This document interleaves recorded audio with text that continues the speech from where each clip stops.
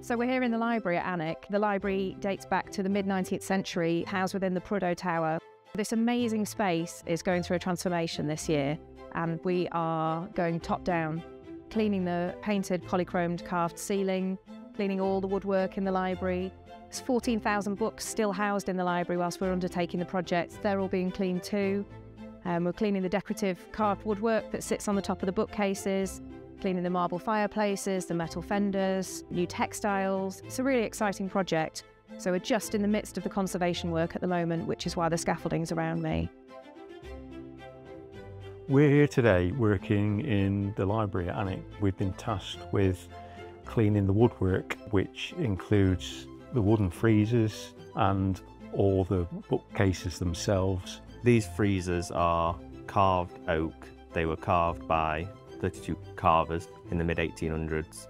There was a school of carving made in Alnwick, and that's who did all the carvings here.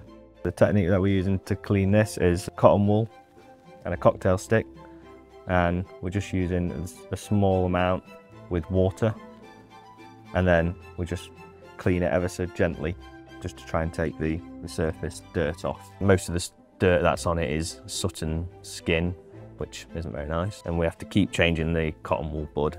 As it gets the dirt on it, it becomes abrasive. We just did a test with some spit, which is basically, it's water, but your spit's got enzymes in it, a bit like biological washing powder, not really hygienic, and there's not a lot of it. So we tend to resort to distilled water. There are quite a few repairs needed to be done. Traditionally, we use an animal glue or hide glue. You can soften it again using water. We can take the joint apart in the future without causing any damage to the original material. This is something we have to do quite often. A lot of broken joints. I'm 28 and I've been doing this sort of work since I was 16. I got into doing this kind of work through my dad. He's taught me a lot of stuff, and it is really interesting learning from him. Brian and I are part of the book cleaning team. There's 14,000 books in the library here. Each one has to be taken out of the shelves. To handle the books, we'd rather not use gloves. It's best to use your own hands, but with no cream whatsoever. We do not want to damage the books. Some of them are very heavy. We dust them. When we look through them, we are looking through for insect damage, water damage. Check that there's no damage to the spine, damage inside, and we check that the Percy crescent that is embossed on the back is intact. And for the archivist purposes, they need to make sure that every book is numbered in the back for their catalogue, so they know exactly the condition of the books throughout the entire library. There's over 14,000 books in the library. The oldest book dates from 1480. So it's an ongoing job. There's 4 of us in the book cleaning team for this project. We're husband and wife. It's about the only job we can do without falling out, but it's a privilege to hold some of these books. So we're working on cleaning the balustrade here, which runs around the balcony level of the library.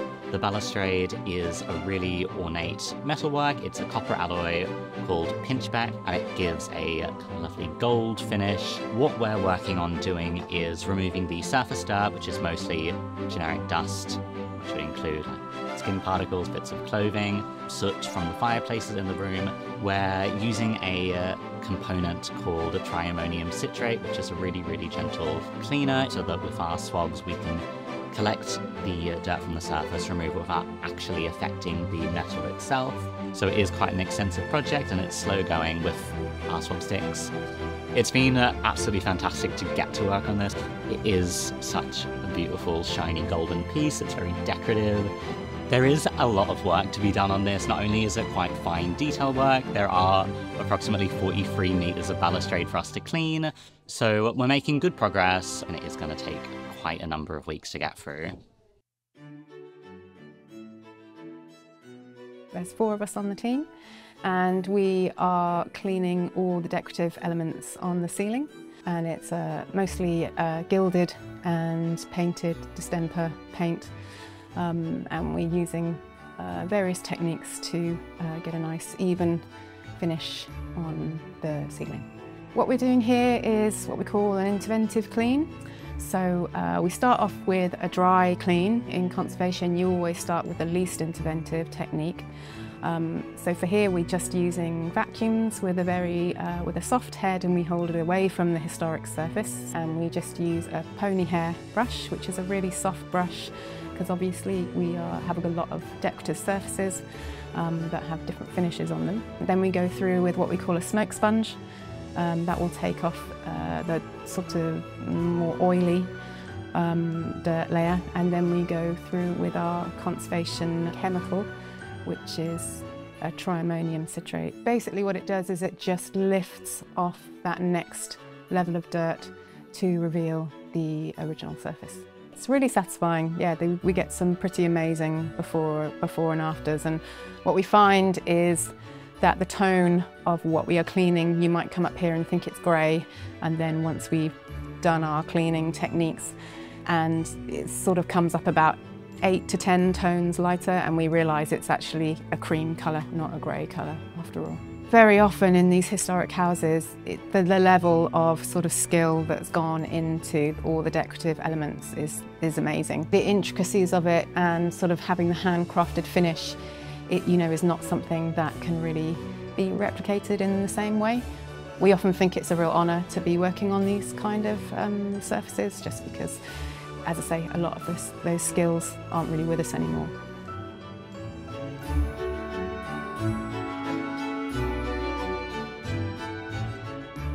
So my job is principally to look after the Duke, the Duchess, their family and friends when they're staying in the castle, and to look after the house. It's an exciting project because I think it's an amazing room. This room won't be done again for another 30, 40, 50 years. And so it's the decisions that we make now will have a legacy. Because the family spend a lot of time in here, that it's important that we get it right, and that we make this a part of kind of living history, if you will. While it's obviously historically very important, it is a family room. This is a house that is occupied by a family.